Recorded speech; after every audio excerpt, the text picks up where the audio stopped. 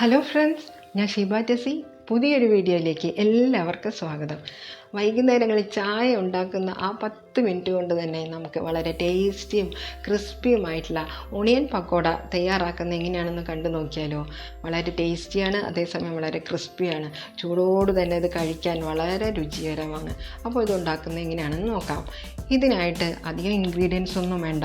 പേര് ഓണിയൻ പക്കോട എന്നായതുകൊണ്ട് കൂടുതലായിട്ട് ഇതിൽ ഉള്ളിയാണ് വേണ്ടത്.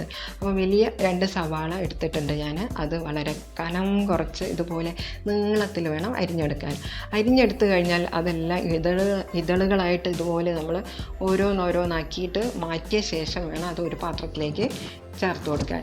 ഇനി എരിവിനായിട്ട് ഒരു പച്ചമുളക് ചെറിയ പൊടിയായിട്ട് അരിഞ്ഞിട്ട് അതുകൂടെ ഇട്ട് കൊടുക്കുന്നുണ്ട്. ചെറിയൊരു കഷ്ണം ഇഞ്ചിയും കൂടെ പൊടിയായിട്ട് നമുക്കതിലേക്ക് ചേർത്ത് കൊടുക്കാം.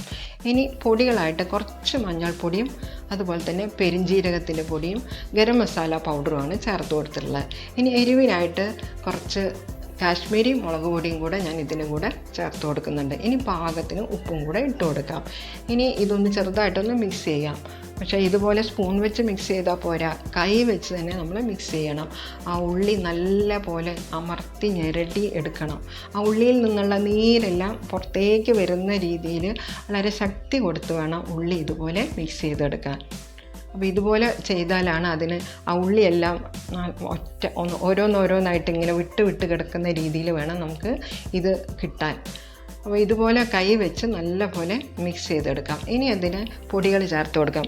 നല്ല ക്രിസ്പിനെസ് കിട്ടാൻ വേണ്ടിയിട്ടാണ് കോൺഫ്ലോർ ചേർത്ത് കൊടുക്കുന്നത്. കോൺഫ്ലോറിന് പകരം നിങ്ങൾക്ക് വേണമെങ്കിൽ വറുത്ത അരിപ്പൊടിയും ചേർത്ത് കൊടുക്കാം. ഇനി കടലമാവും കൂടെ ചേർത്ത് കൊടുക്കണം. ഞാനിവിടെ 2 ടേബിൾ സ്പൂൺ കടലമാവ് ചേർത്ത് കൊടുത്തിട്ടുണ്ട്. മാവ് അധികമാകാൻ പാടില്ല. ആ ഉള്ളിയുടെ മേലെ, ഓരോ ഉള്ളിയുടെ ഇതളിൻ്റെ മേലെയും മാവ് ഇങ്ങനെ ജസ്റ്റ് ഒന്ന് കോട്ട് ചെയ്തിരിക്കാൻ മാത്രമേ പാടുള്ളൂ. അപ്പോൾ ഇതുപോലെ മാവ് ഇതെല്ലാം നന്നായിട്ട് കൈ വെച്ച് മിക്സ് ചെയ്ത ശേഷം കുറച്ച് വെള്ളം കൂടെ ഞാൻ ചേർത്ത് കൊടുക്കുന്നുണ്ട്. 1 ടീസ്പൂൺ വെള്ളമാണ് ഒഴിച്ചു കൊടുത്തത്. ഇനി കൈ വെച്ച് ഈ ഉള്ളിയെല്ലാം ഓരോന്നായിട്ട് കിട്ടുന്ന രീതിയിൽ വേണം ഇത് മിക്സ് ചെയ്ത് വെക്കാൻ. ഇത് നമ്മൾ വട പോലെ പരത്തിയെടുക്കുന്നില്ല. ഇങ്ങനെ കുറച്ച് ആയിട്ട് നുള്ളിയാണ് എണ്ണയിലേക്ക് ഇട്ട് കൊടുക്കുന്നത്. ഇനി ഒരു ടേസ്റ്റിന് വേണ്ടിയിട്ട് കറിവേപ്പിലയോ മല്ലിയിലയോ എന്തെങ്കിലും ഉണ്ടെങ്കിൽ അതും വളരെ പൊടിയായിട്ട് അരിഞ്ഞിട്ട് ചേർത്ത് കൊടുക്കാം. അപ്പോൾ ഇവിടെ ഒണിയൻ പക്കോടയ്ക്കുള്ള മാവ് ഇവിടെ തയ്യാറായിട്ടുണ്ട്. ഇതുപോലെ ഇങ്ങനെ എടുക്കുമ്പോൾ ഇങ്ങനെ ഉള്ളി മാത്രമായിട്ട് നമുക്കിങ്ങനെ കിട്ടണം. മാവ് അധികം ഇതിനകത്ത് പാടില്ല.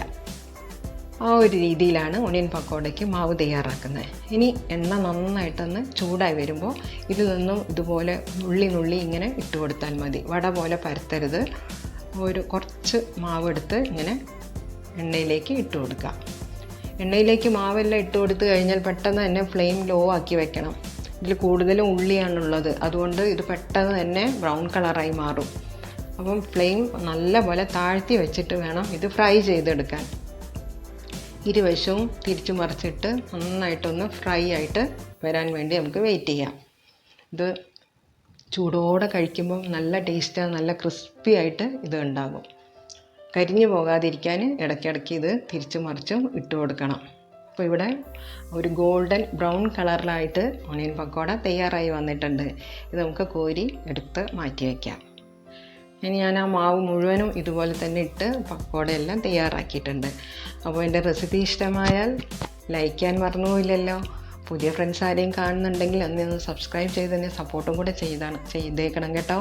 നിങ്ങളുടെ എല്ലാം സപ്പോർട്ട് ഉള്ളതുകൊണ്ടാണ് ഞാൻ ഇതുവരെയും എത്തിയത്. എനിക്ക് ഏകദേശം 2K സബ്സ്ക്രൈബേഴ്സിനേക്കാളും കുറച്ച് കൂടുതലായിട്ട് കിട്ടിയിട്ടുണ്ട്. അപ്പോൾ പുതിയ ഫ്രണ്ട്സ് ഉണ്ടെങ്കിൽ എന്നെ ഒന്ന് സബ്സ്ക്രൈബ് ചെയ്ത് തന്നെ സപ്പോർട്ട് ചെയ്യണം കേട്ടോ. അപ്പോൾ വളരെ ടേസ്റ്റിയും ക്രിസ്പി ആയിട്ടുള്ള ഈ ഒണിയൻ പക്കോട തയ്യാറാക്കുന്നത് എങ്ങനെയാണെന്ന് മനസ്സിലായല്ലോ. അപ്പോൾ വൈകുന്നേരങ്ങളിൽ ചായ തിളയ്ക്കാൻ വെക്കുന്ന അതേ സമയത്ത് തന്നെ പെട്ടെന്ന് തന്നെ നമുക്ക് ഒണിയനെല്ലാം അരിഞ്ഞെടുത്ത് ഇതുപോലെ ക്രിസ്പിയും ടേസ്റ്റിയുമായിട്ടുള്ള പക്കോട തയ്യാറാക്കി നോക്കണം. കൂടാതെ നിങ്ങളെ ഫ്രണ്ട്സിനും റിലേറ്റീവ്സിനൊക്കെ ഈ ഒരു റെസിപ്പി നിങ്ങൾ ഷെയർ ചെയ്ത് കൊടുക്കാനും മറക്കരുത് കേട്ടോ. അപ്പോൾ ഇതുപോലുള്ള റെസിപ്പികളുമായിട്ട് ഞാൻ ഇനിയും വരുന്നതായിരിക്കും. നിങ്ങളുടെ സപ്പോർട്ടാണ് എൻ്റെ നിലനിൽപ്പ് എന്ന് നിങ്ങൾക്കറിയാലോ. അപ്പോൾ ഇതിൻ്റെ കൂടെ തന്നെ ഞാൻ പെട്ടെന്ന് 2 ഗ്ലാസ് ചായയും കൂടെ ഉണ്ടാക്കിയിട്ടുണ്ട്.